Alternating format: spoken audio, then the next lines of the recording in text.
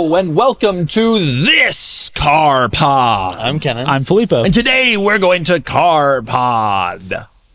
Starting with some news. All right, let's do it. The biggest news story this week is the new Bugatti. I don't like any of that. Okay. Blugatto. Tell us about it, please. It's called the Tourbillon. Because Bugatti's French, right? Which unfortunately will be said wrong.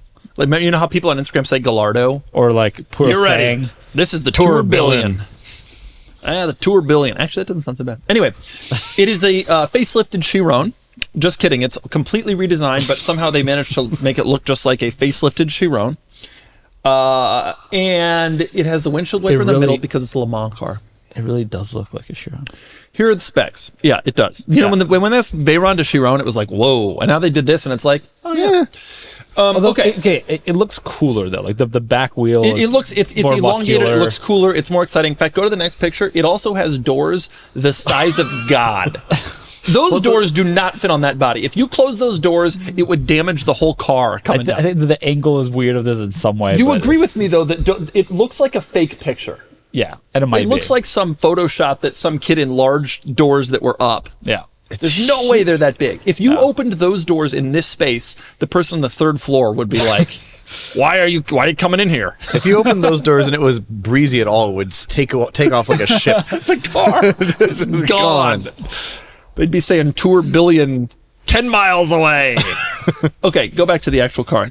Despite the fact that we're making fun of it, it has some really cool things. It does. Filippo. Wait, actually, no, I'm so sorry. The door extends over. It's like a Ford GT door, but it opens up. Oh, the whole silver thing is the door? No, look, you can see the cut line in the roof. Oh, it's that. That's why it's so big. It's like the whole thing. It comes down here. That wasn't true of the Veyron and Chiron, right? Well, they have normal opening doors. Right. They do not have the crazy little gull wingy things. Well, it does now. Which, by the way, the Countach started.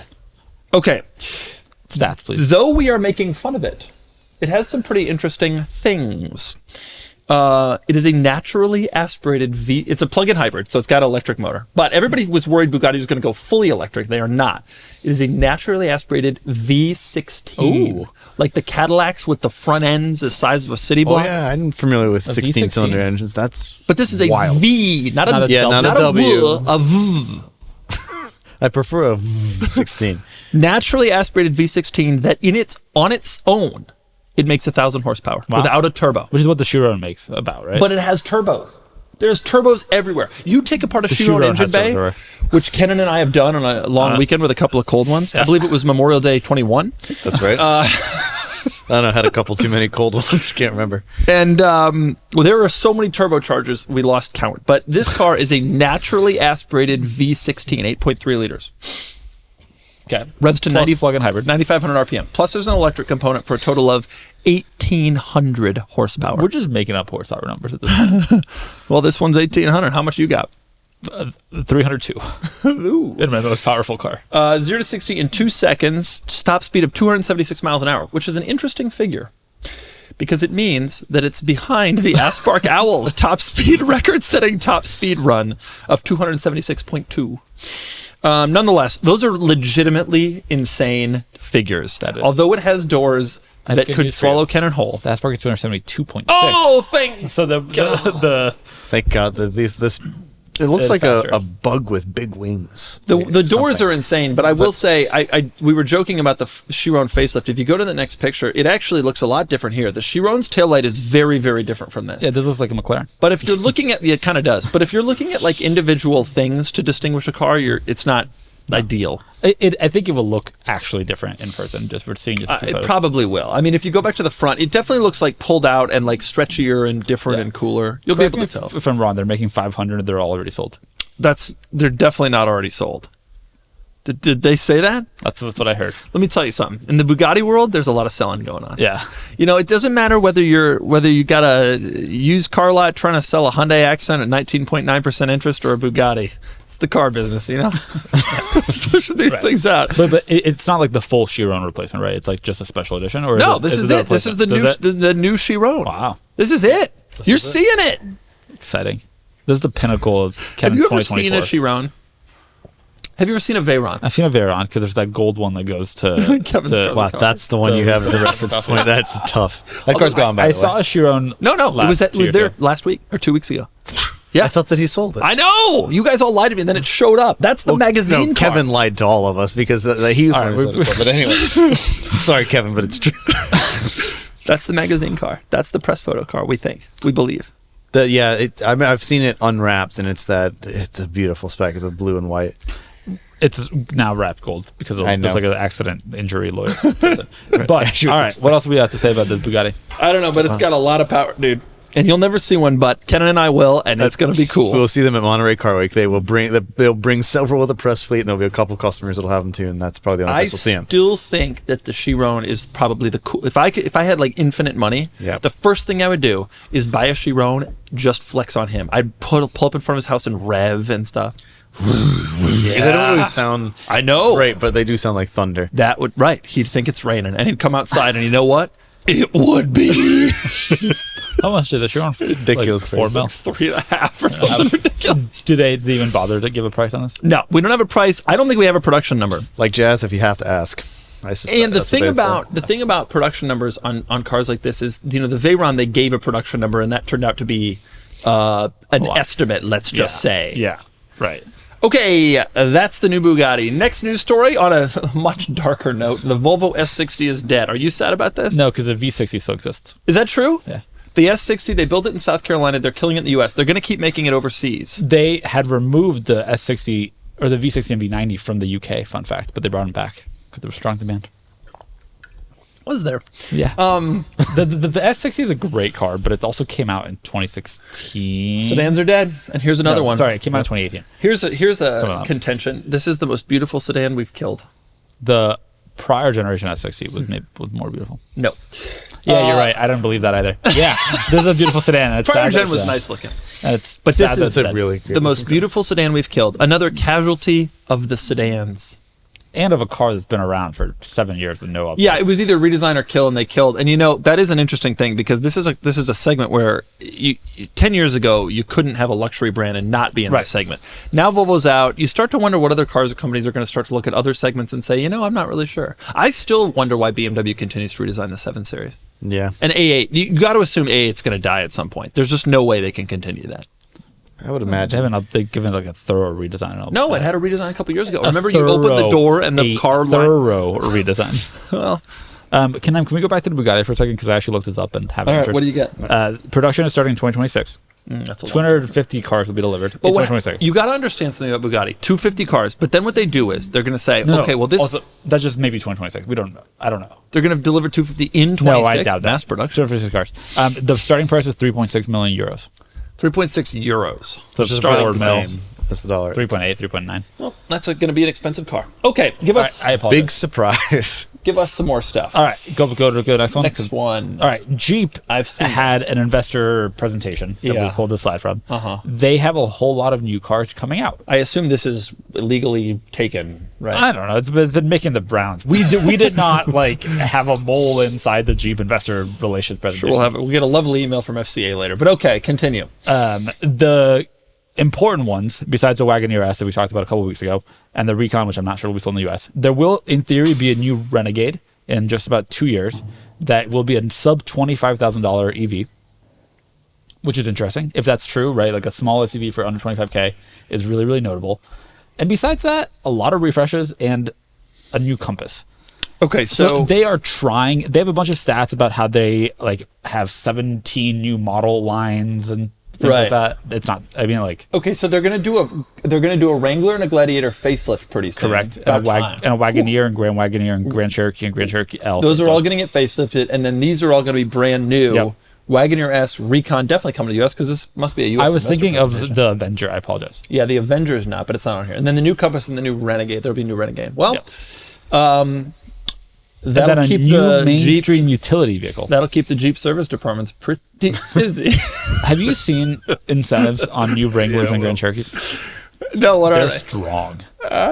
It makes a Wrangler 4xe kind of appealing. A silver Grand Cherokee L with a black roof. Most attractive SUV on sale. It's really a shame that the Grand Cherokee non-L looks as bad as it does. I love how the non-L looks. I think the Grand Cherokee It looks too short. The Grand Cherokee is still a tremendously appealing product, and I still wish that I could have bought one instead of my Sequoia, but I did need to get places. You've also, you've heard the 4xe horror stories. Or just I've the Grand heard Cherokee general, horror stories. I mean, you hear about Grand Wagoneer. Go on the forums, dude. It's bad. I've heard, Lemon Law stuff. But I really do want a Wrangler 4xe. And they're not expensive anymore. Yeah, that kind of looks like a facelifted Wrangler already, doesn't it? What are used 4x's cost? Oh, you don't even need to go used, man. Just go to the dealer down at the bottom. That's how you'll get your deal. Well, this is interesting. I mean, Jeep and Chrysler in general have kind of fallen behind. They just had to cancel their biggest, most selling product ever, the Challenger and the Charger. Well, of course, there is a new Challenger, but yeah. But, there's a lot of question about how that's going to be offered and received. Chrysler they won't be able to do what they used to do. And Chrysler sells a product. The Jeep Grand Cherokee.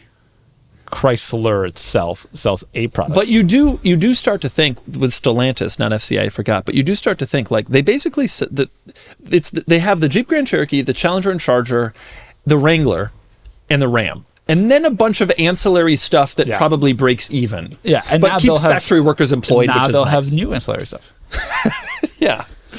I don't know. It's a tough time to be a Jeep dealer. It wasn't that long ago. It was an easy time to be a Jeep dealer, but the products are getting old and there's a lot of incentives. Do you remember when the Wrangler came out? The redesign? It was hot. It was Grand so Cherokee hot. was hot when it came out. Wagoneer was hot for a weekend. And it was Memorial Day. Yeah. It was the 4th. And only in Auburn Hills. No, you see those in Texas everywhere. But a new Renegade sub 25K would be really, really notable. Yeah. I know a lot of 27-year-old women that own a Renegade. They will buy it for sub 25K. If it's good. The problem is that the old Renegade got this terrible reputation. The Compass has this terrible reputation for reliability and quality. Buy them. They're all young women, but I don't know why. But I don't know that people do buy them. The sheer number of these things that are sitting on lots is kind of scary. Jeep overproduces. It needs to be. Also, the Compass came out in 2012. Yeah. No. Yeah. Yeah. I mean, it'll be interesting to see how they execute this lineup for sure. I know there was a second generation Compass, but was there really? Well, the first gen came out like 06. I was driving them at Enterprise in 08, and they were bad then. It'll be interesting to see whether any of this comes to fruition and what. It all will come to fruition, and let's see how it actually goes. The answer is they're going to overproduce these. Everybody's going to be excited, and then they're not going to be excited when they come, and there's going to be huge incentives on all of them. The That's how it Recon works could at be cool. Chrysler. Like an off-road looking cars. small ones. Yeah, that would be interesting. They make good cars. It's just they're just too much production. And I legitimately do want a Wrangler 4x. Okay, give us the next news story, which is bizarre. The new X3 has come out. I kind of like how it looks, but Do you really? Yeah, I like the exterior, and I think generally the market will like the exterior. It's very new and so very blocky. It's a very fresh like an design. X1 bigger, But it's like a fresh design. It definitely looks newer than the old one, which I think is going to sell them. You're going to be like, I have the new X3. The last couple X3s have looked somewhat similar. Yep. Okay, but the crazy thing is the interior. Pull it up. Oh, man. Kennan, this is what the brand that made your favorite car. I have not been interested in that brand in a while. Although there's some new cars they make, but this is an example of what people like me hate about. Maybe they're just trying to rub it in your face. I think they are. I think they're becoming more and more brazen with it. I mean, I will say, I think that people overjudge new things, and I generally like new things. However, the detailing around the vents on the side to make this like parentheses of the dashboard is odd. there are the that's weird. These are It's open also- staplers. It also to me looks what- like do you remember over the last 8 years, cheap car manufacturers have tried really hard to make their interiors like cool, and they do it by like putting cloth on the dashboard. And Yeah. And this picture, that's what that looks like. It's Yeah. like they couldn't afford nice plastic, so they put cloth. Yeah, it's not ideal, is it? It might be cool in person. It's kind of interesting. But it's something. I think it'll be functional and it'll work. And this looks like a giant charging pad and the crystal iDrive connector. And you know what? They're going to sell 1 billion of If you're them. coming from a second generation Prius, it'll feel natural. And Kennan's going to look at it and be like, ugh. And the people who are driving them, you know what they'll think about Kennan's M5? They will never notice it. Nothing. Exactly. But and there comes a point, like, it doesn't matter what I think. I'm not the customer for this car. I don't really care. No, it's over. So if you Plus- want, it'd be a great lease special. As the kids say, I'll take you to Gapplebee's. So Well, as I once said to a Tesla Model X Plaid owner who tried to give me guff about my M5, it's like, I drive an Icon, you drive a toaster. That's the difference. So yeah. But you know what? This actually looks like a toaster. His toaster's inside a and out. Applebee's, though, I bet. And that was entirely for you, Doug. I'm going to say that all summer. All right, that's the new X3. Got a bizarre interior. They're going to sell 1 million of them. And now we're looking at a green Nissan GT. For those of you who can't see at home, we're looking at a green Nissan GTR with gold wheels. Why? Because the R35 is coming to an end. The Thank GTR God if the this is the GTR, color schemes they're selling them in. The GTR overall is coming to an end in the US. Yeah, the R35. The R35. Yeah, but we'll move on. The phrasing matters because it implies just because there's not an R36. There might be. There might be. You know what the I'll thing bet about you there will Nissan be. is with sports cars is they stop and start based on like whims and demand. Like the Z, they did that. And you got to imagine And have done that over the years. they'll probably do an electric sports car of some kind that will call it a GTR and upset everybody. You know, there was a lot of talk and a lot of rumors, and it almost happened that this was an Infiniti Really? back in the day. Because Infiniti was like, in 07 or 06 when this came out, Infiniti was in its best years. They were selling the G35, G37 rear-wheel drive which cars was that were the sporty. Skyline in Japanese markets, wasn't it? Yeah, and that was sold a as that. Nissan that was rebadged as Infiniti, and there was a lot of talk. Hey, let's just make this an Infiniti because at the price point it makes sense, and they didn't because it was the Nissan GTR. Like that's what it was. Right. But It was a good call. And in the Coulda end, happened. I think. But yeah. But this car has just been around forever. Looking Forever. exactly like this. I mean, this looks like a modded one that you would see just out and about with 1,000 horsepower. or it is whatever. crazy that it's dying. I think back when I was a kid. I don't know if you remember this. It came out. I remember. And all these magazine stories about how it was like the fastest thing you could find. Like it was faster than any Ferrari. It was at the time, you know. Yep. And like I remember somebody did a 599 comparison, one of the magazines, and it was the GTR was way faster, and it was like it was like the Teslas of today, right? Like at that time, it was way cheaper and way faster. Do you remember when it came out? Do you remember the year? 07? 07, December of 07. I remember it on Top Gear when they were talking about it, and they were like, all of a sudden, why do you need a Ferrari? Very different cars, obviously. But yeah, and the value proposition, because when they came out, At the time. they were really affordable. Over time, that ratcheted up, obviously. Yeah. But this has been the GTR of the modern era. And honestly, when I think GTR, this is usually the first car I think of. Yeah. The R34 is obviously more of an icon, and so is the R32 is a great car. But in the U.S., we didn't get those cars. This was We've the had this GTR for we got. We've had this 17 years. Is that right? Yeah. Wow. long in the tooth. I still remember thinking it's so funny that it's ending because I remember when it came out, it was such a huge deal, but it was automatic and really expensive. And I remember was everybody cheap at the wanted the R34. Yeah. Well, it was expensive for what we all thought of Nissan as. Yeah. You're right. It was very cheap at the time relative to the exotic cars that it turned out to be playing against. But I remember everybody wanted an R34, and then they came out with a $75,000 automatic R35. And they didn't even call it the Skyline, and it was like a big deal. And here it is. Goodbye, green on gold GTR. Yeah, what a horrible color combination they go out on. This is some special edition, the 9,000th special edition they've made on this body. Many, yeah. I am They've surprised. all been great. I should say, to eulogize this car, it was very special for a very long time. When I see him on the road, I still look at him, and I still fear them. Legit. I look at him and I'm like, that You thing fear them? doesn't matter what I'm driving. I think that thing could probably beat me. Yeah. Also, probably what everyone you see on the street is putting out 1,000-something horsepower. Yeah, it'll take you to Gapplebee's, dude. That's great. Goodbye, Glad I GTR. introduced Doug to this phrase 5 years after it was I popular. forgot about it. I forgot about that great phrase. Well, I'm glad the GTR, well, Filippo really, welcome. has brought it back into You're welcome. our periphery. I am the fountain of youth sayings here. Yeah. I connect those to the youth. Thank All you. right, we're now going to move on to our next segment, which is talking about cars. Yeah. And the two of you have much more interesting things than I do. Kennan has the most interesting thing of all. Yes. So, as many people know, I've been looking for a new car, and I recently, one came up on the site. I actually was the one who edited the listing, and Doug said that I should bid on it because it might go for a reasonable amount of money. It was a BMW Z4M Coupe, finished in Interlagos blue. I will happily bring it up.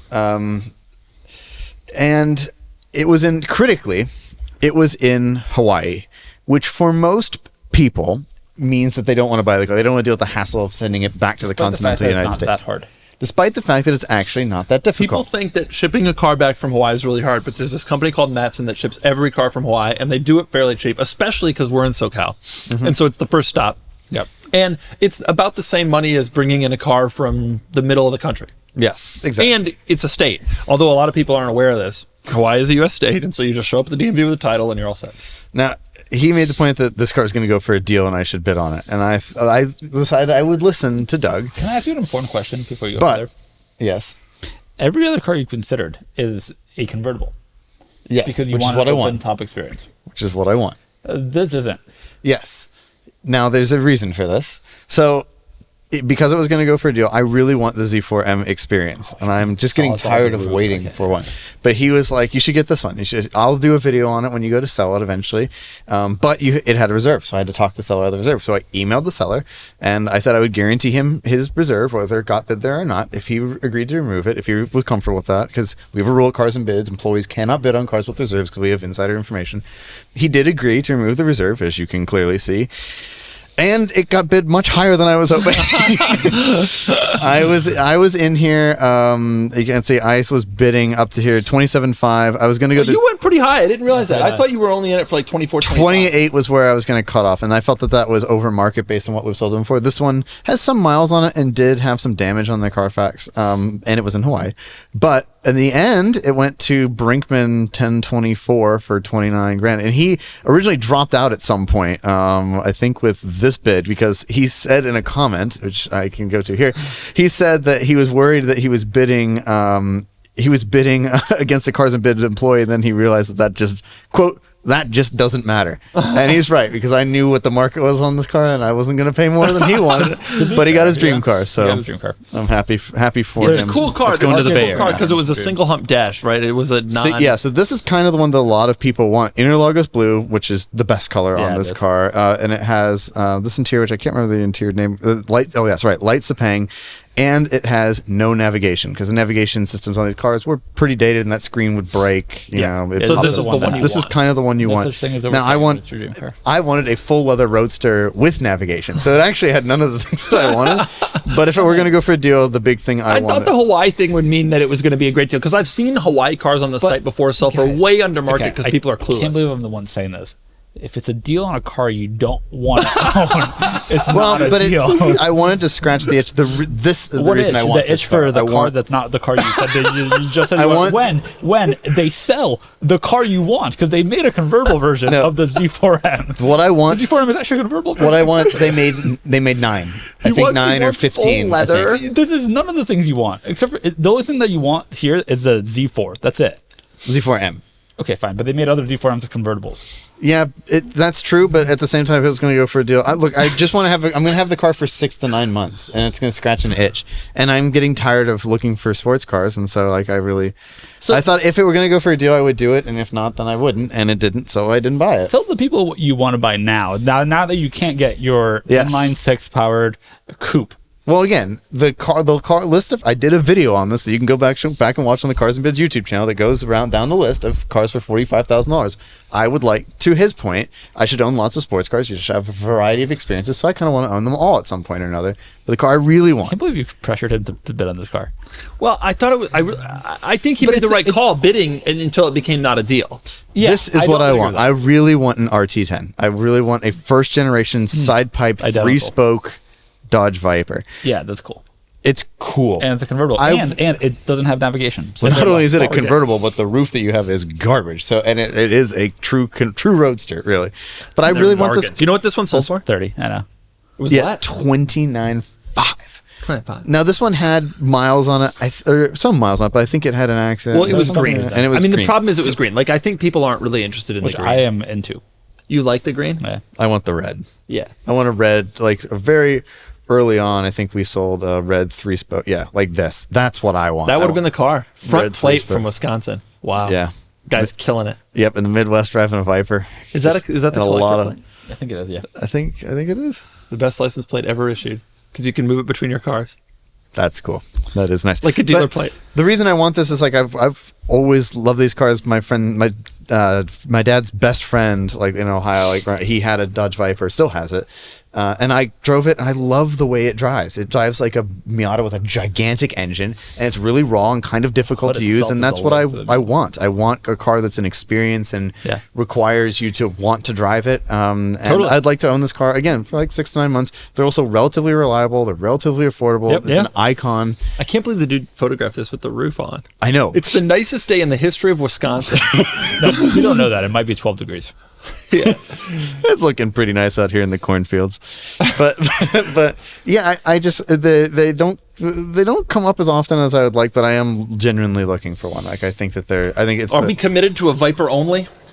Yeah, that's the one I've kind of So like settled on a for nice now. That's like the color itch I want to scratch. stick Vantage convertible Red- comes up. No, it's not going to. They're so rare. But I would really like join a the Viper. V10 club. I would like a V10 manual convertible. Then we'll both have V10 manual I convertibles have and we'll 10 do a cylinders drive. and a convertible. Yes, I will be real. Well, and we'll both be very careful. If neither of us have traction control. V6 in the back. If I can just combine my cars, I have 10 cylinders, Right, I want to have 18. not in one car. Yeah. I have 18 cylinders in my I'm life. super supportive of Viper for you, and I think they are still bargains, and they are definitely are. bargains to own. I had a 97, and it was never. It gave me some issues, but it was cheap to fix. And to- Right, and to be clear, I understand it's a crude car with a truly awful interior, and I know that but I just kind of want it for whatever reason. Like it's a totally different experience from anything that you've had, and that's the problem I had ultimately with the Z4. Like I another did want you BMW. to get it if it was a deal, but like another stick BMW than S54. It's what's the not point? like I want you to have different experiences, and that's not really branching out. Right. To be clear, I still want one. I think that the Z4M is such a special, underrated car. I really do want one. But, look at that. Look at that'd that. Be cool. Look at that. You ever see it as 3-spoke No, R210? I'm super supportive of the Viper. Imagine that rolling Not through supportive of the Z4M Coupe. Yeah, no, I agree. But you're not supportive of the Z4M in general. But I you am haven't supportive of the experienced Z4M. the pure induction I- noise of an S54. I accept I don't the think that's Z4M. it's It's the something. coupe part that just felt. Because, you said that you learned some things, though. I did learn some things, yeah. So, like I said, as a rule for cars and bids, we have to talk the seller into no reserve. By doing that, it excites the audience because now everybody knows the car is going to sell, and you end up losing out. So I'm looking for one that maybe isn't Yeah. on cars and bids No as great as reserve. our site is. No reserve cars get more money. Which so- we've always been a believer in. I've sold both of my 15% cars with no more reserve. views. You sold all of your cars with no All. reserve, and they always get more excitement. People are afraid to do it, and I understand why, but it worked out for the seller of the Z4M. I'll tell you that. His Yeah. reserve was substantially lower than what it sold for, and and it went to a good home. Yeah. Yeah, I mean, But- that's the drawback of buying on the site. The benefit of buying on the site is you get to see a zillion pictures, have the car vetted by the comments, have a Carfax. I mean, there's Absolutely. Oh, trust me, I an understand. inspection. That's I why mean, you're that willing to pay Viper more. the green Viper had an inspection. Trust me, I know there are benefits to using our product. However, yeah, in this case, I was like, I would man, just it really. if you're the great thing about the sites to me, the auction sites, is that like if you just want something fun for the summer, Yeah. there's a incredible. If you're specifically looking for an individual car, you have to look everywhere. Like if you really want to, you got to be Right. on the forums, you got to be on Auto Trader, you got to be on the auction sites, you got to be at all the places. It's a lot of work. and it's harder. There's no question because we just listed that 3-spoke R210 that you just showed, but it was green, etc. Like there's going to be something, Yeah. and so to find like the exact car, that's not a guarantee anywhere, let alone on the sites, but anywhere else. And then when one does come up on one of the sites like ours, then you got to go hard. Yes, exactly. And Brinkman was whatever his name was. It's was better if ready. you have no specific car you're looking for, but you're just like, I'm interested in these 5. And That if is one of them enjoyable. comes up, that's what like the right way to play it. Which is, of course, exactly what I'm not going What to you're do. not going to do. Because you were like, oh, maybe this, Yeah. maybe that. But as it turns out, pretty much all the cars I like, they never come up. Like a manual Aston Vantage Roadster, incredibly rare car, as it turns out. You want This a with Roadster, full leather right? and a Roadster, this with full leather, period, is an incredibly rare option. It makes a tremendous difference. Kennan, you're way going to own the cars- car for 9 months. I know, but it makes such a difference to the usability. My friend Emily's- Jeff will agree with me. Emily won't have her baby before you want to sell the car. I'm getting a Viper. So that we're on Team Viper. I'm on I Team would like Viper a hardcore. I think it's going to give you the most different experience. It's the most iconic car, and it's affordable to buy and own because you make your money back when you sell it. They're not Right. depreciating, and Right. and running costs are To be cheap. clear, I want to get to Boxer Spider, but I think you're right about owning a variety of sports cars and having a more nuanced opinion based on having used it and lived with it for a while. Consider a Spider RS. You know what you should get? Right. A For Viper, 300. just like him. You be Viper boys. No, it's too badly made. Get a C7. That's what you really want. Yeah, no, the C7, well made. I mean, car. it has no airbags. Yeah, I wouldn't buy an RT10. What about a GTS 97 like I had?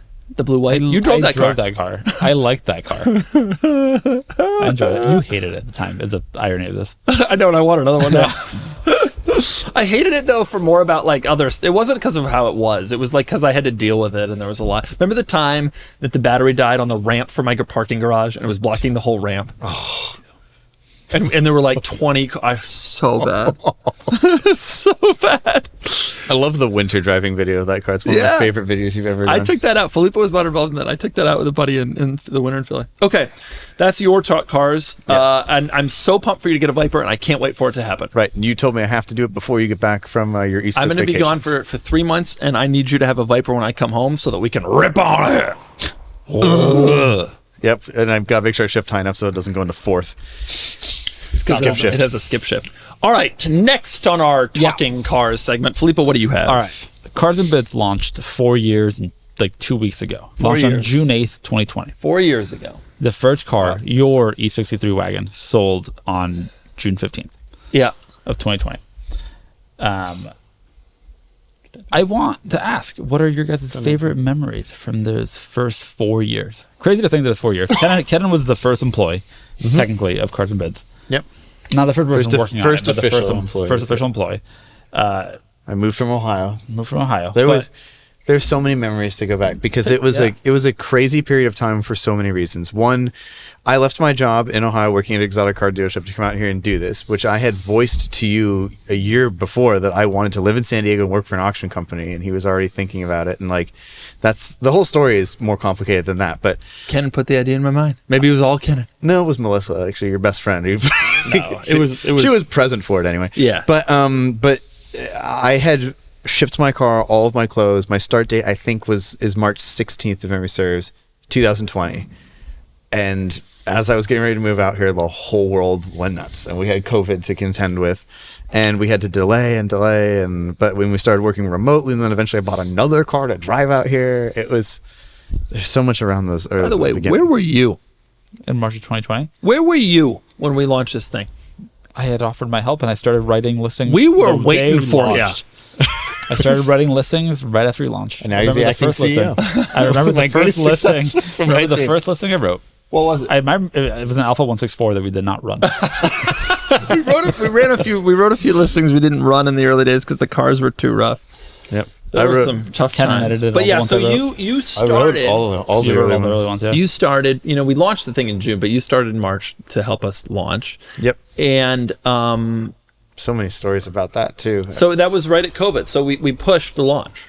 We pushed the launch for a number of reasons, yeah. But it ended up working in our favor because then our wonderful development team got more time to really stress test the website and break it more and make a better product at the end of the day.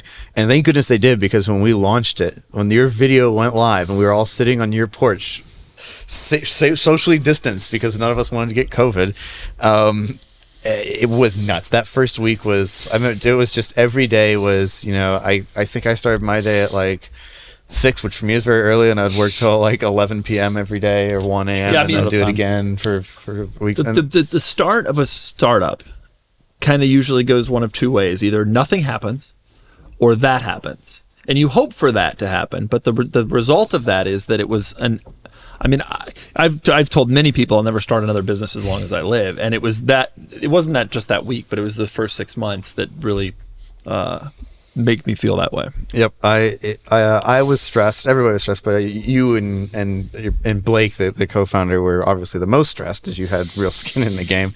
But we all worked really hard, and then but that first week was just getting through cars that were submitted to us, because we were running a promotion at the time, and we got a lot of cars submitted. And I was manually running auto checks and then updating a spreadsheet, which became forgot about that. And I would do that until we had them all, and so you could look at them the next day and decide if we wanted to have the car on the site. And but we had so many cars 700 submitted in the first week or something, which is what we wanted. We ran a promo that first week. Do you remember this? We ran a promo where we offered $1,000 to the first 50 people to sell a car with us or auction a car with us, and $500 to the second 50 people. And it was brilliant. It was a great decision. It cost $75,000 and changed our lives forever. Yeah, and then there we go. It did, but I remember we swam in the pool that Friday. After like the first week of like casting. I was like, that was crazy, and you were just like internally losing it. You were freaking out, and like, it was wild. But then the next week, cars actually started to sell, and your car was the first one that sold. And then that's right. That was the thing I remember most, is when we got to the first bidding war, which I don't think was for my car. It was for my buddy Perry's car, which was the second car to sell. Yes. And we were sitting there, and like bids were coming in real time. Yep. And that was like we were like, wow, oh my this God. is amazing. We would just stop to watch the first, because it was 3 cars went live on the first day. It was this, Perry's 996, and then also a 6-wheel Defender. Yeah. And yeah, just watching the bids come in and then seeing it, we were all just like, when it would sell, we'd all just like collectively like scream like, yes, it works. And we were just like, but then, time went on, and like eventually cars started bringing like real money. I was right about an E39 M5. I set a reserve of 20, and you were like, you're insane, I'll never sell for that. And Wow, we still boy, remember. did it. Yeah, that I'll never E39 forget. M5 was a big one. That was an early one that was like a really, really important one, where we had kind of taken a big number on a pretty nice car, and I didn't know if it was going to make it. And then there was like a big bidding war that got it there, and that was a really big deal. Godspeed to you. Finally. I still remember know where it is. one of my favorite memories. There it is. It was that one. Yeah. Oh yeah. Didn't that one sell again? Yeah, we sold it, I think, maybe 3 times. One of my favorite memories. I still remember. I filmed a video with the Alfa Romeo RZ. I remember it. And it was at this incredible location that a guy had kept his car collection, and I remember each day I would check the site every 5 minutes to see where bidding was and what was. I was so scared. I'm not as obsessive about it anymore, but. And I remember we had an SL65 that day, and that at the time was like a huge car for us. And I remember it didn't sell, and I remember thinking to myself, are we ever going to be able to sell? It was like a 38 reserve, and I remember, are we ever going to be able to sell cars for 38 grand? Yep. I remember those days too. I remember, again, everybody knows I love very nice cars, and I was just dreaming of the days when we would get to them, because we ran a lot of stuff that we probably wouldn't accept today, because we just needed cars on the site for a lot of it. I mean, there's still some really cool stuff, but just to have a Ferrari on the site was a dream. Yeah. And now we've kind of become the place to sell V12 Lamborghinis, which is insane. There's a lot of cool stuff now. I mean, if you go to the main page now, if you just scroll through, the featured especially. if you scroll through, but the featured especially right now, like I would have never thought in the first 18 months that we would ever have any cars like these ever to come out. And it's been a slow burn. Like we're getting there and getting there and getting there and proving ourselves. But like we've kind of done that. Yep. And some of these cars are all, and even that, like that's the crazy insane. bug, like to get weird stuff like that. Like it's so cool to be able to see this variety. Followed by an R34 Sky. An R34 V. I mean, it's a serious group of cars. Even just the regular. Going through, there's just like there's Bentleys so much stuff. are not even. We don't even feed. Like it's Taycan Filippo's Turbo. car. What a coupe. It's so cool. And I can't believe what it's turned into. I thought, very honestly, that it would fail the first week or 2. Yep. Very honestly. You told everybody not to like. I had told everybody I have very low expectations. I really thought it was going to fail. Before we launched, obviously Bring a Trailer's out there, and they're killing it. And other people had tried and failed miserably. Mm-hmm. And since we've launched, many other people have tried, and all of them have failed miserably. And it's hard. And so I thought we would fail. No, we didn't. There are kind of three takeaways I had from it. Like, one is that I actually really loved those first early weeks because I was working so hard all the time, and it was like a real input into a company. And then you came on, and then we were right, and it was like, and everybody was just doing it because we had to. You just had to make it work, and I loved that feeling. And our co-founder Blake said to me, like, enjoy these moments because it's what you guys are experiencing is so rare. Yeah, just that a startup works. And yeah, it's going to work. Yeah, and I also just fervently believed it's going to happen. The other thing was that was by the I that was tougher on me. I know it was tougher on you. I just believed it because I was going to do everything I could possibly. And he also once very confidently said to me, "I don't fail at things." Well, I mean, that was kind of my ethos, and because the YouTube channel. This has happened for me twice. The YouTube channel was the same kind of thing for me, right? Like I launched the YouTube channel and that took off and became the biggest, and we got 2 billion views now and 5 million subscribers. And then doing this, okay, it happened again the second successful time. That's one of the reasons I don't want to try it a third time. I probably won't work.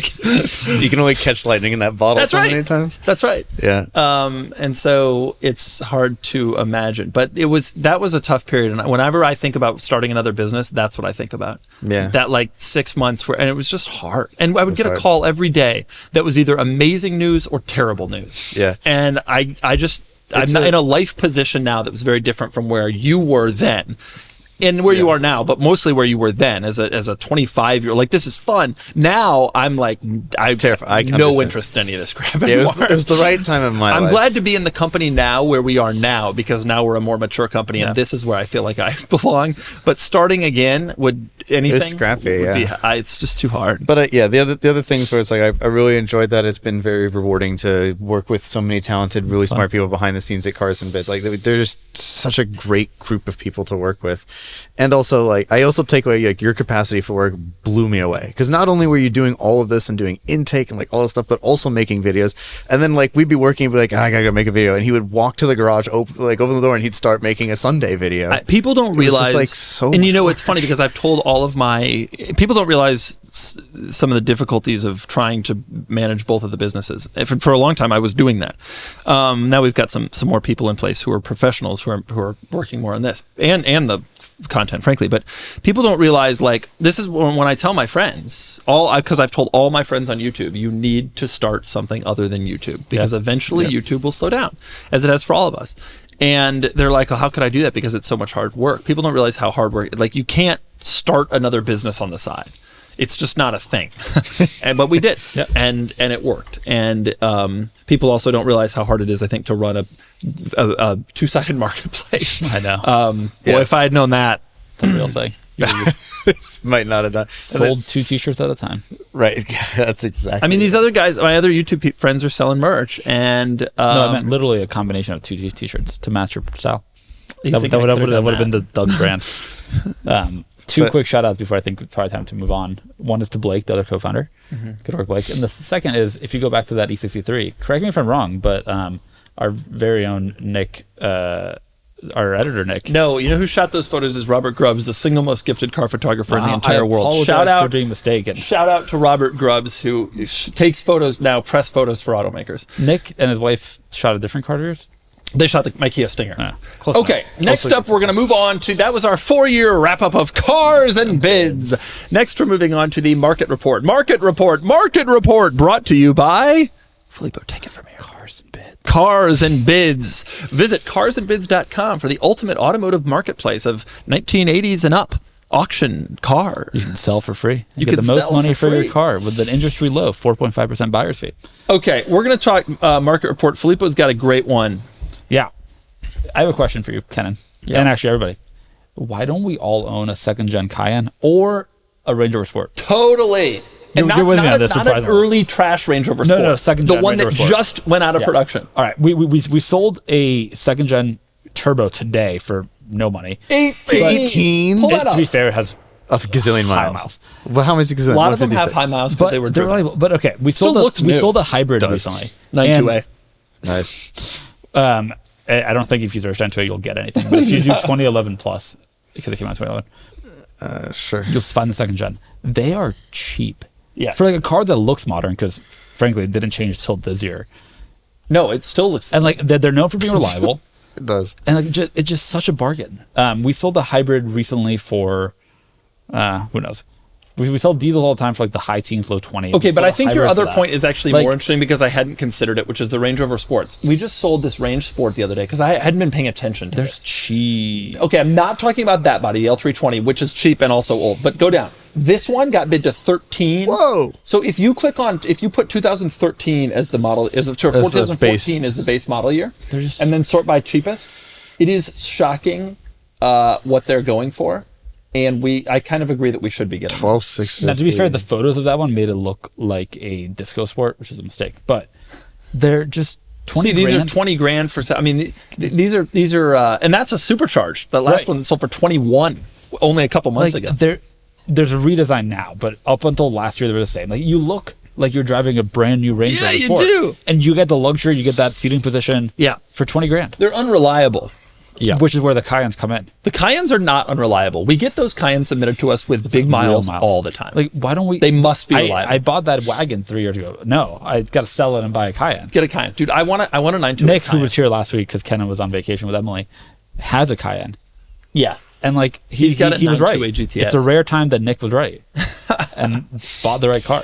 Well, I don't know. He bought a Mercy at the right time too, I think. But yeah, but your point stands. Like, yeah, you can put a lot of miles on them, and they are 16 grand for. I know that's a V6 one, but still, maybe I should. there aren't that many 2016 cars that have 16 grand. I know. And they're luxurious and relatively reliable. On this point, we're talking about 15,000 for either of these. Maybe the ranges are a little higher. 20, but go into the search bar and type in RSX. Are you aware of this?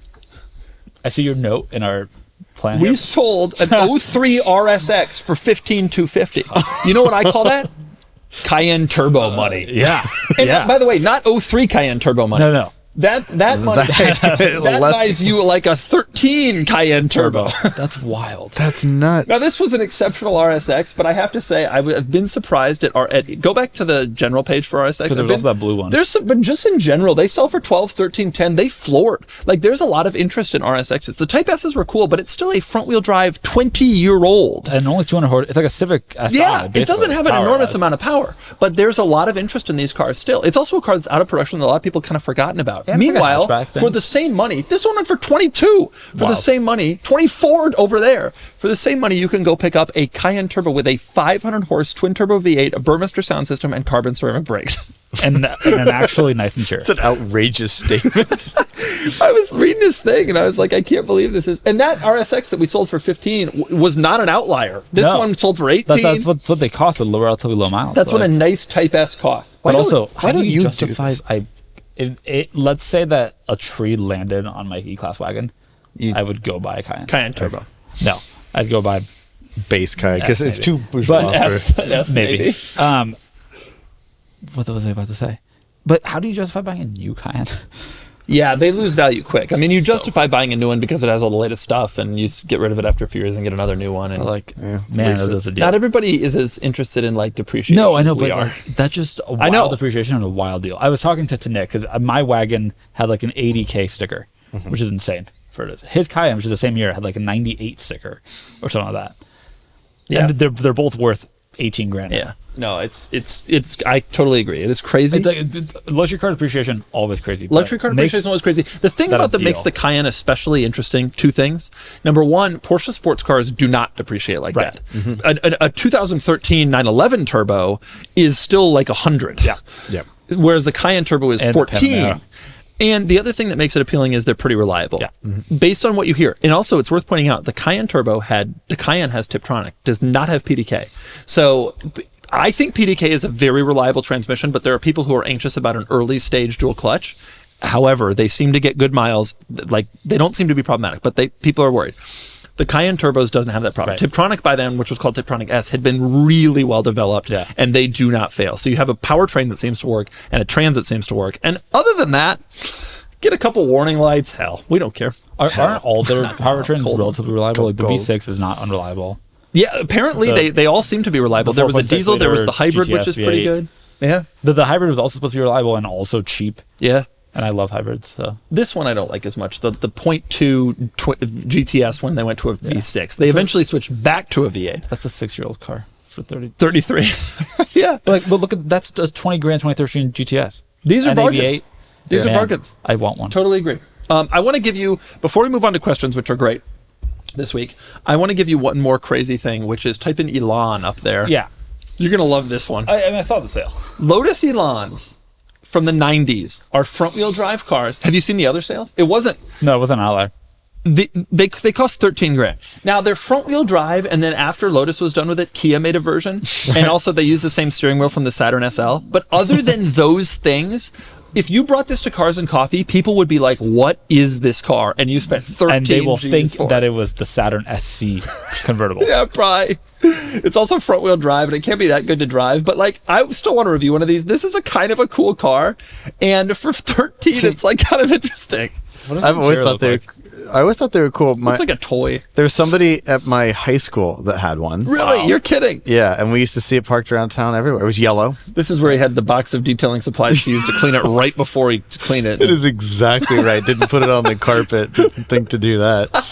But yeah, it's like me. It is exactly like you. But yeah, I just wondered. I mean, They don't seem like they can be that complicated of cars. I wonder how unreliable they are. But it's a Lotus, lots of trouble usually. No, it's probably bad. I don't know. I'm just saying for 13, like it's a pretty exotic car. Like It's most a people pretty forgot exotic- about it. Like oh come on, It's so 1.6 wedgy. liter. Look at it. Like, and plus, when do you see one? You ever seen one? And also, go back to the main page of, No, these, I've of the never sales. seen one. That's true. That one has Range Rover wheels. So take that. Those wheels are from a so big on that. from a P38. So what's up?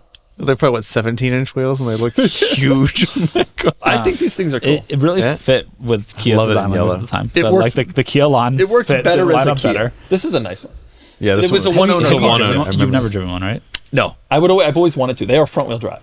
But they look exotic. I agree. Okay, I want to take questions because we have questions. Yep. And this week's questions, because we've pre-recorded this podcast, have come to us from last week. But if you want to ask us questions in the future, we are going to take them in real time going forward. Go to carsandbids.com, click on communities. There will be a post, and you ask the questions in the post, and we will answer the most upvoted ones. Yep.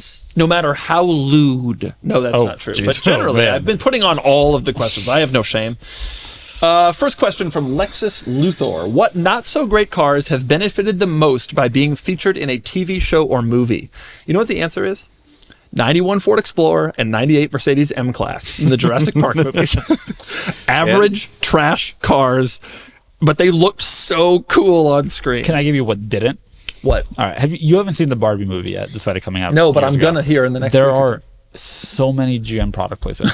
the Chevy Blazer, the new EV, featured prominently. Of course, the movie came out a year before the car was available for sale. They didn't think that at the time. You know No. what the answer to this question is the DeLorean. Yeah. The DeLorean would be an automotive footnote forgotten by everybody because it was unreliable, underpowered, and the brand dead Like brand. the Bricklin, honestly, is kind of, I Yeah. think, what it yeah, would be. yeah, like. that's right. Which no one That's thinks a good about or talks point. about, but there was a movie. I have two other ones. Supra, Mark IV Supra. Oh, great one. I wouldn't say that was not so great car. I mean, nobody bought it new, so. No, nobody. Yeah, They didn't. They only sold do have a 36 question. 250 Do you- GTOs. So the Transporter movies, the first Transporter, he drives That's a good one. 7 Series, the second, I think, in An Audi S8, right? Yeah, Yeah, the E38, that Think manual that one. helped. that's a good one. Yeah, I think Great movie car. Like, great car movies. Yeah. I don't know how much those cars benefit. Well, I think That's a good one. actually the James Bond point. I think Aston Martin General is a brand. The Audi James S8 Bond- and Ronin. Oh yeah, that's a great one. If that- Aston Martin didn't have James Bond, when would it have gone out of production? That Right, should be the question. right? Because in the books he drove a Bentley, and so but they switched it to Yeah. Aston Martin. For And then in the later films. movies, he drives a bunch of Ford He drove Cars and Fusions. and he drove a Toyota 2000 GT in the very first one, I believe.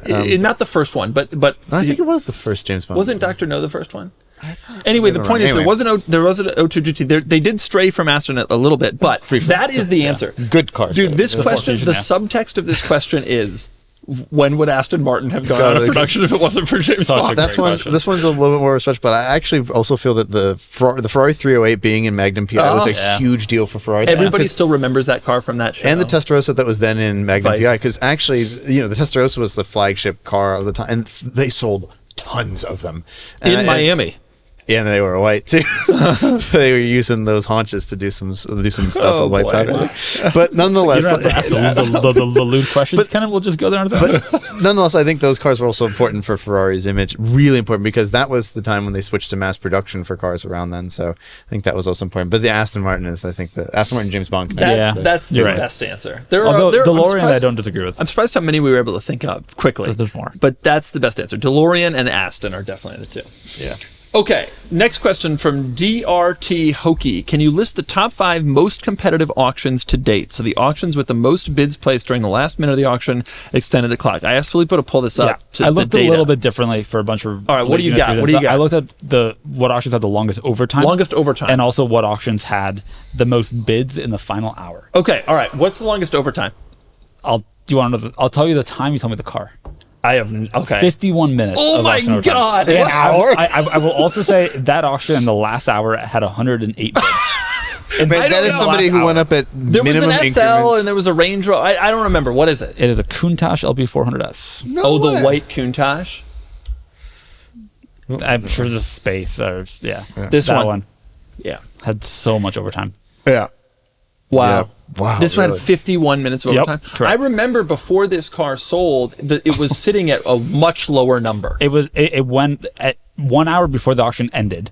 It was at 277,000. Oh man! Oh my Sold god. for 480. $200,000 up in the last hour. Yep. Well, Well, with 108 bids. 108 bids. And look at this bidding though. For 470, they went up by the minimum Yep, increment. and then slapped that was it. $5,000 on it. Yep. Went up by the increment. Slap going another with five. bids, how you do Yeah, it. that's great. That is how you do it, and that guy knows especially. Okay, that's interesting. Next highest overtime. There was actually the next two cars are both Land Cruiser VX Limiteds.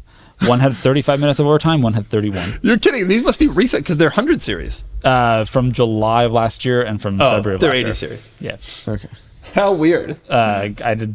You have to go back fairways. July of It ended in 23. July last year. Oh, here. No, that's yeah, that one. That one. This one? Why? No idea. Wait, this is based on amount of overtime? Amount of overtime, yeah. It just the bids kept on coming. Small $250 bids. For, These people $250 bidded minutes. themselves up for 35 minutes. Yep, and If they had just gone up by $2,000, they could have saved themselves 30 minutes and still paid the same. If memory serves, they also kept waiting until the very end. Oh man. But I'll give you guys one other fun fact. That one's great. Here's the car with the second most bids in the final hour. That's tied. This is a tie. A Spiker C8 had 75 bids in the last hour. Wow. Went from 245,000 to 373,000. Was it? This one. I remember that car. But That was a really tied with that is a 2002 BMW 330 Ci Coupe that had 75 bids in the last hour, and the 75 bids brought the car from 5,733 to 14,700. Which winners were a Spiker, and then some people bidding the absolute You know what that minimum tells on an us? E46 Average bid convertible. that told us. I kind of remember the car that our minimum bid increments were way too low because that average bid was $120. Like the fact that we were letting that happen early on. So what's the minimum increment now? It's like 250 until 25, and then it's 500. On that. Wow. So Spiker. Pull up that E46. Yeah, I wanna Is it find it. 325? When did to it go sell? back and find it. It's still $100 up till 15,000. You can find it. E46 325 Ci. There's not going to be that many. 330 Ci. No, you got to type in the whole thing because Yeah. there's probably not. Oh, there's 62. You said it's a convertible. Yeah, I don't have the date for those one. Oh, okay. I mean, I can find it, but what's That's But still- hilarious. People going up by $100 a piece. I mean, imagine who has the time, and then to be like, "I won it." Well, did you? Are there any winners? Really wanted I it though. want to know what car had the most change in that time. Oh, in the last hour, one car went up by $229,000. And it wasn't the. It wasn't the Countach. Countach. That went up by $203,000. That Mercy, that Nope. orange Mercy. No, What was it? That Orange Mercy went up by $200,001. Oh, The 1996 Toyota Mega Cruiser had 59 yeah. bids in the final hour. Went from I still 81K remember- I was to in 310. DC. I still remember every minute of watching that auction. Yep. I saw this car recently in person. Still one of the all-time greats. Seattle. Yep. Okay, next question from Can. Hey guys, in your opinion, what led to the downfall of Mitsubishi in the North American market to end up where they are now? How did they go from producing cars like the Evo, the Galant VR4, the 3000 GT, etc., to their current lineup? Well, there's an easy answer. Nobody bought those cars.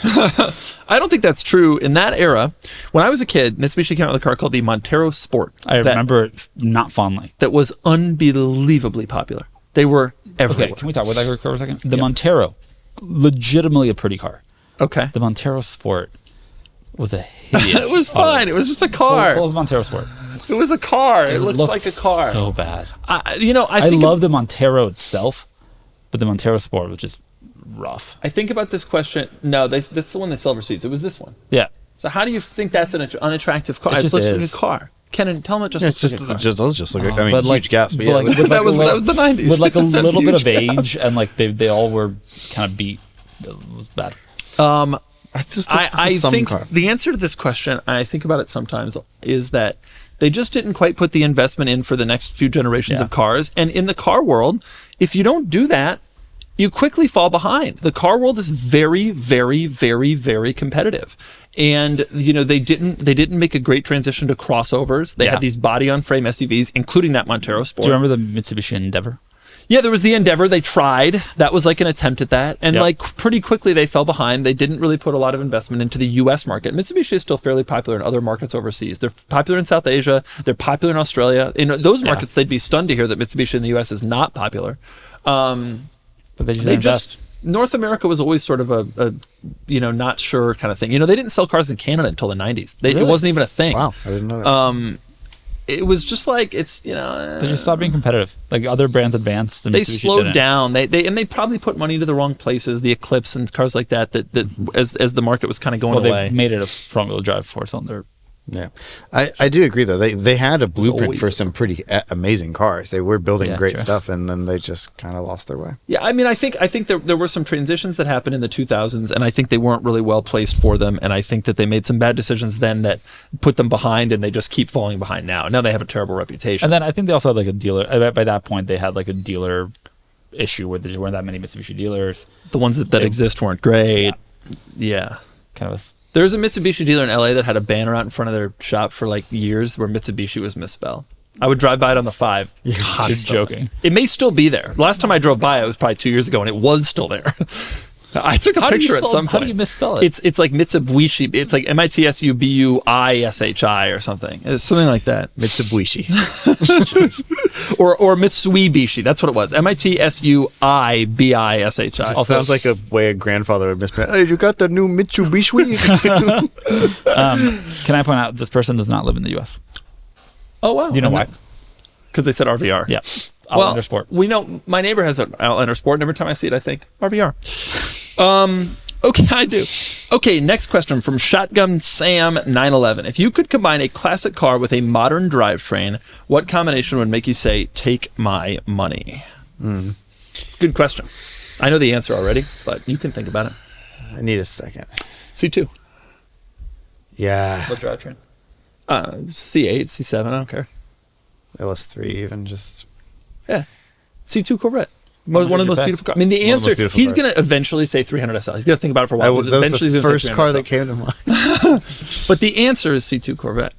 The seller said a Superbird with a Hellcat drivetrain. That would be pretty Pretty cool. effing cool. Yeah. Love a Superbird. That would be probably my number 2, or an old Charger. But I think C2. What is yours? It doesn't exist. There's not a single old car that makes him excited. I'm trying. There are a number because I'm trying to think of an old cool car that had a terrible engine. F355. Take that back. The engine is one of the key Take parts that of the back. That's what they say when the timing belt snaps. They say, take it back around. I don't know. Or Get- literally just, after or every if you just drive. do your services on that car. It's like, I don't know. I was thinking for Just do the some reason services, like 12 grand a second. Citroen SM with a cool powertrain would be nice and make it like reliable. Actually, an EV swap in a Citroen SM would be very cool. kind of fits with the persona of that car. Really does, and that would be such a cool car.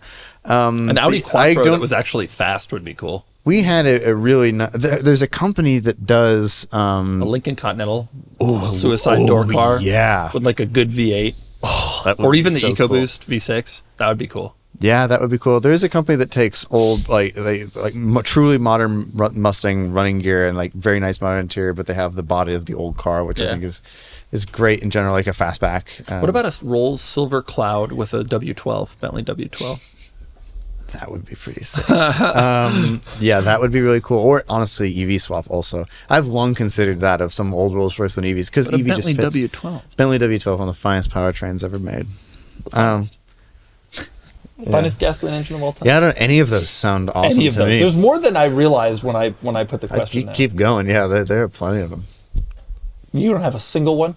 Got nothing You for don't know. You don't like any old cars. There's no car that like I'm like lusting after, but I choose not to do. What 'cause about it's an original Mini with a Civic SI powertrain? I think that's Oh man, that would be a firecracker. I think that's some of the fun of the old cars that I like are very characterful. Some of the characterful cars, part of the joy is how bad the engine is. Yeah, I think that there's something to that.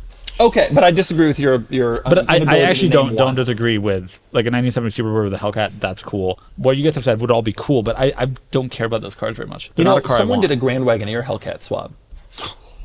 Oh, that's Why? right. I don't the need red a one. Hellcat in there though. A 5.7 V8 Honda V8 would do Would be it. enough. Man, Hellcat would be flex A on him. 3.6 Pentastar would be enough. No, it wouldn't. There are two more questions I want to do. We're a little running 200 over, but horsepower they're more. important questions. Two more. One is from UGA Guy 00. Number one, what cars do you think have an undeserved bad reputation and why? Spent a lot of time thinking about this. Never came up with one. I've got one. Countach. Ford GT. What's a bad reputation? Oh, because of the Unreliability. Yeah, it's a Jeremy Clarkson thing. Okay, this is not a good answer, but just before this, we were talking about the Chrysler 200S. That has a bad reputation. Not a bad car. 295 horsepower V6. I know, that's why I ran it. Yeah. We ran the Chrysler 200S like early in the days of Cars and Bids. Someone submitted a V6 Chrysler 200S, and back then Chrysler only had one V6. They put it in everything, and it had to be powerful enough for the biggest cars and smallest. Well, this was the smallest car that got it. It made no sense for having it was way overpowered, and so I was like, that's a cool car. I want to run it on Cars and Bids. So I ran it.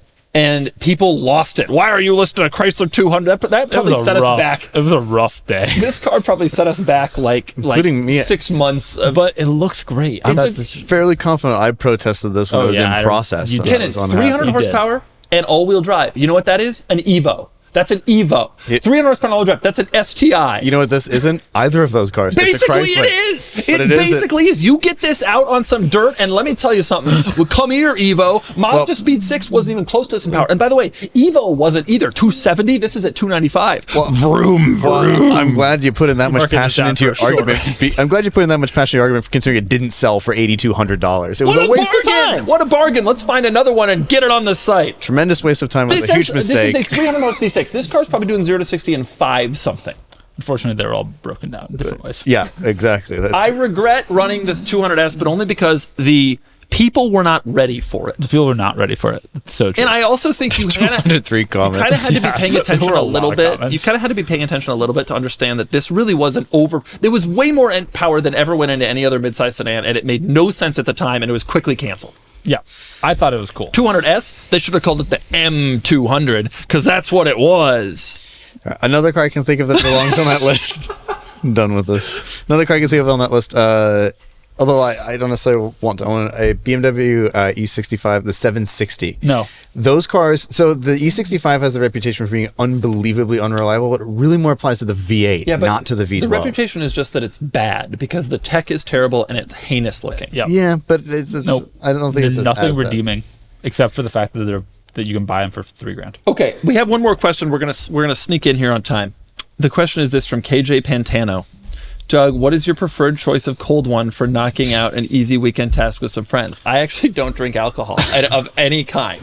And so when I say that I'm going to knock out the job over the weekend with a cold one with Kennan, first off, I'm not going to be doing that job. Okay? He's afraid I don't really work on the cars much. He's afraid of manual labor. Kennan and I did do some Carrera GT body work. We were not drinking. No, the cold one he's referring to is his water bottle. I will have a beer because I do. Can I make a request if we go back in time and you just answer water and leave the people wondering whether you just are worried to say anything alcohol related on camera? No. We're going to tell the people the truth, which is that I only drink water. I don't drink coffee. I don't drink tea, any soda, any alcohol, just water. And so that aspect of the assertion that we're going to knock it out on the weekend with some cold ones is as big of a lie as the fact that we will actually knock it out on the weekend with some cold ones. I actually would. But every part of that is a lie. Every part of it is a lie. The water will be cold. The water will be cold, and we'll look at it and go, boy, that'd be cool if we could swap a manual in there. Yep. But we wouldn't do it. Yep, then we go get some cookies or something. We get cookies. Okay, that's our podcast for today. It was the best one we ever recorded. Best one ever. Kennan doesn't agree. All right, goodbye, everybody. Thank you for listening and or watching our podcast. Goodbye from the Toyota Bee and Goat.